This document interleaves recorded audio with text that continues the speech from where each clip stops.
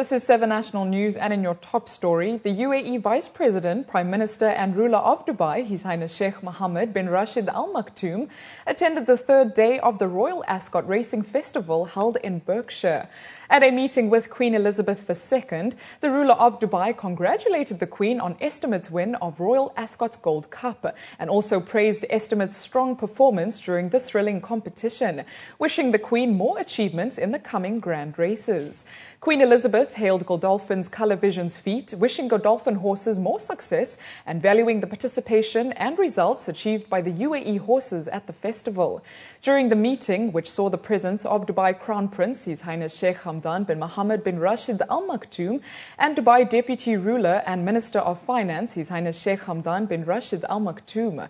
Sheikh Mohammed and Queen Elizabeth also talked about the Royal Ascot Festival and the participation of the world's high-flying horses at the prestigious event. The UAE's Ministry of Labour has introduced a comprehensive range of protection measures covering both pre- and post-departure needs of workers, beginning in their country of origin, continuing after their arrival in the country, and on their return and reintegration to their home country.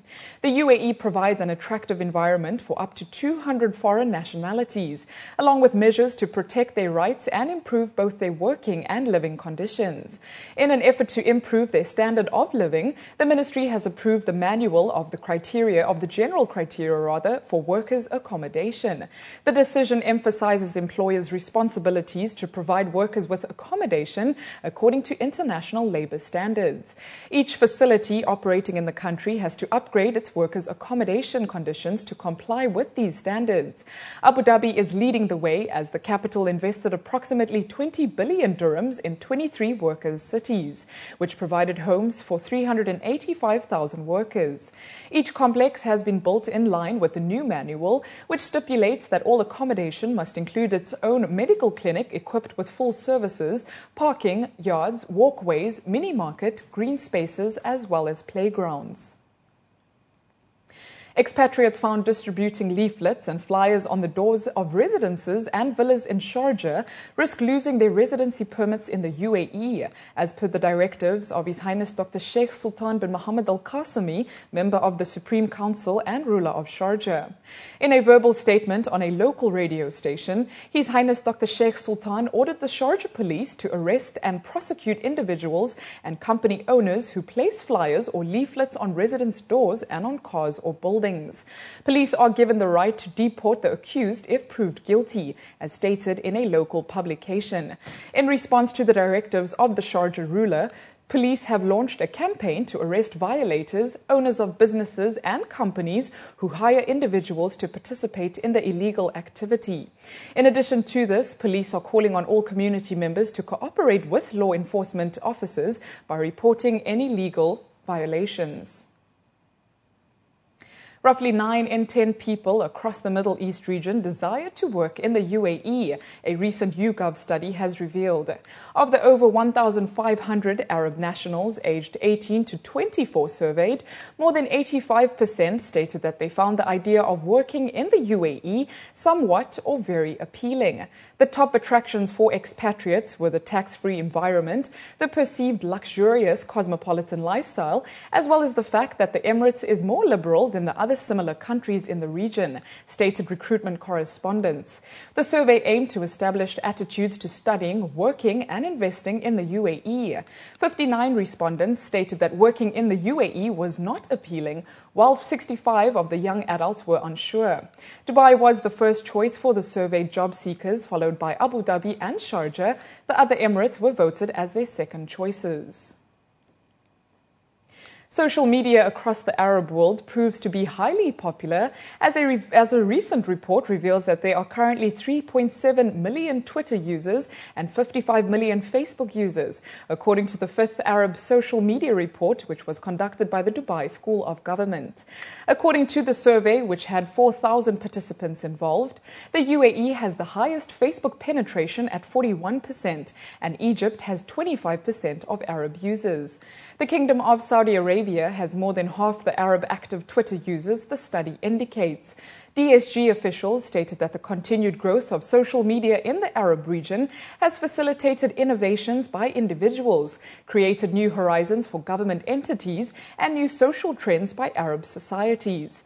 Besides analyzing patterns, demographic breakdowns, and usage trends of Arab social media platforms in the Arab region, the report focused on the impact of social networking sites on education and lifelong learning in the region.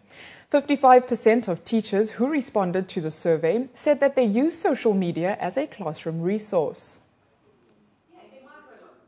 The growth, for example, since we've witnessed around 10 million new users joining Facebook in the last year, and that's around 25 or 20% increase in that year.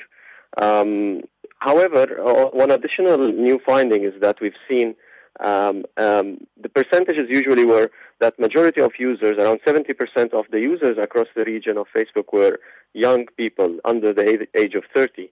For the first time in this report, we've witnessed a dip in that percentage. So today we have around 67 or 68% youth, and the number of people who are above 30 are growing in terms of users. And this is indicating a maturity of sort in the usage trend in the region, where people are using more social media for governmental uses, social uses, activity-related uses, rather than just social interactions. We've conducted a survey across the region about education and the impact of social media, and we've seen a positive, largely positive views among parents, teachers, and students towards using social media in the classroom, and whether in different educational levels, so primary levels, high schools, as well as universities. So the positive view is global, so in not just among students, not just among parents, or also among teachers. So with just 2 weeks to go to Ramadan, the Sharjah Ladies Club had their annual Torah Thuna event on the occasion of the mid-Sha'aban celebrations, or Hag al-Layla. Held on Thursday afternoon, Torah Thuna was attended by a number of children and their mothers who took advantage of the traditional activities, including a live show, a mini bazaar, and also a food station that served authentic Emirati cuisine. Hag al-Layla is one of the Emirati traditional celebrations, an annual occasion in the middle of Sha'aban, the 8th month in the Islamic Hijri calendar, where families exchange sweets and nuts in preparation of the holy month. In addition to the celebrations, the ladies at the club expressed that they aim to revive and remind the children of the UAE's rich culture and heritage. The Sharjah Ladies Club hosts the Torah Thuna event every year, and that is celebrating the mid of Sha'aban Hag al-Layla event, celebrating before the month of Ramadan. Within those celebrations, we're hosting the Torah Thuna event, holding many different activities for children and women. And within those activities are the traditional shows, the mini bazaar, a traditional corner, Emirati food and traditional food. This is to also raise awareness not only in Emiratis, but also in other non-local and other nationalities to know more about the Hag al-Layla celebrations.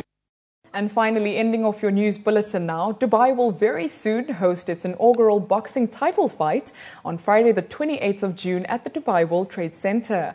Referred to as the new Manny Pacquiao, Filipino boxing sensation Denver Cuello is anxiously awaiting to bag the world title as the World Boxing Championships winner against Xiong Zhao Zhong in Dubai next Friday.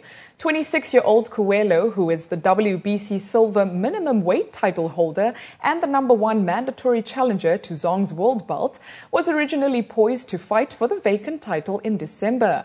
However, Cuello was forced out of victory as 31-year-old Zhong became China's first boxing world champion with just a points win over Mexico's Javier Martinez Resendiz.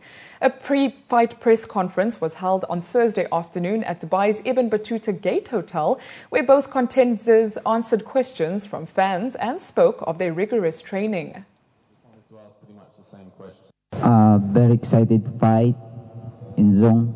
because the champion. I'm ready to fight because 3 years number one contender in the world. I'm ready